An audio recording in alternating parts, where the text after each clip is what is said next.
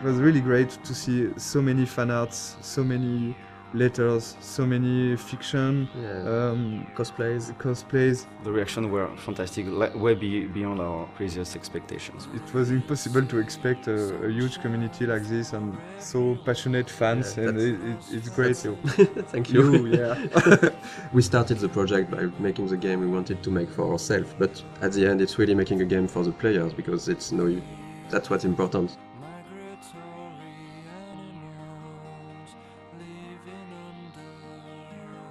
So welcome to the dev commentary of Life is Strange. We're really happy to be there and talk about the game.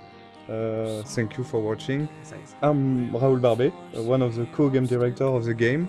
And I'm Michel Cor, the other co-game director of the game. We are two game directors working on one project, so it is really interesting to work that way. It can be hard sometimes, but I think it's a really interesting creative process, because we can challenge each other on a lot of aspects and find always the better solution for what's best for the game. If only Michel or Raoul was directing the game would have been really different. They both know how to make a game. Like they're not stuck in their field of expertise.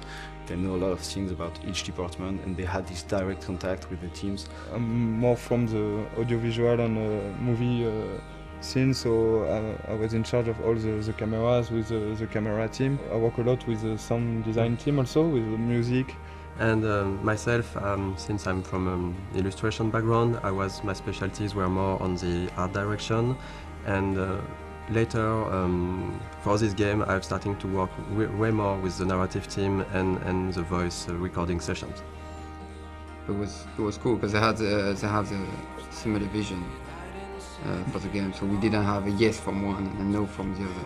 Actually, Michel and Raoul are in the game when you think about it, because there are two game directors, so we have a contraction which is Michel.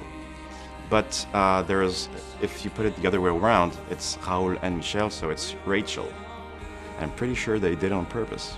The idea behind the game was because both of us worked on Remember Me, and there were some sequences in this game called Memory Remixes, and one of the founders, Hervé Bonin, asked this small core team to think about a game with this kind of mechanism.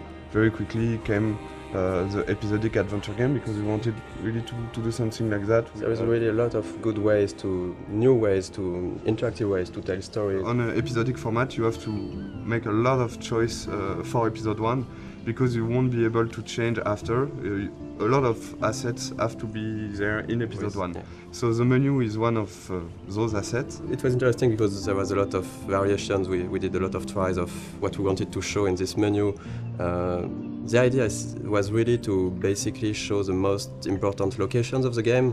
So we can see the Blackwell Academy on the top right, we can see the lighthouse, we can see the town of Arcadia Bay. We were really trying to give a sense of location and just showing like the game world with the menu. We really wanted to make the player feel that all areas are connected, and the menu is a great way to do that. One of the main importance for us for the game was to have a peaceful game with this sense of you can take your time, and we wanted to reflect that from the menu. So we worked on those small wind effects and the leaves that are going around and the nice and soft music. It was just when you start the game you should feel quite at peace and comfortable.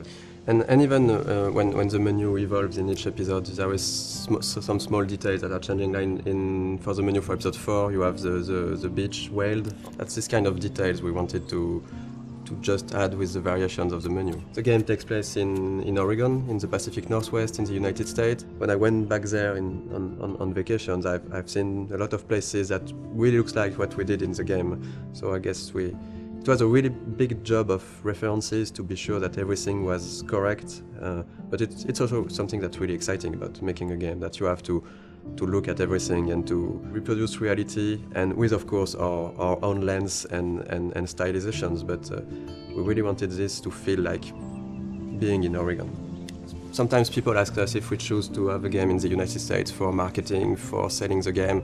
We knew that we were fans of like TV shows like Twin Peaks or X-Files. They have those trees and the Pacific Northwest feeling. I think they are a great example of a small community thinking that everybody know each other and everybody is happy, but when you put something inside this community, it could be something supernatural. You discover a lot more. And it's really a way to shift things around and to bring chaos and interesting variations on the characters. And in the end, Life is Strange is really a game and a story about the characters, about their lives. It's not a story about the sci-fi elements. The sci-fi elements are just, for us, they were just here to make things interesting.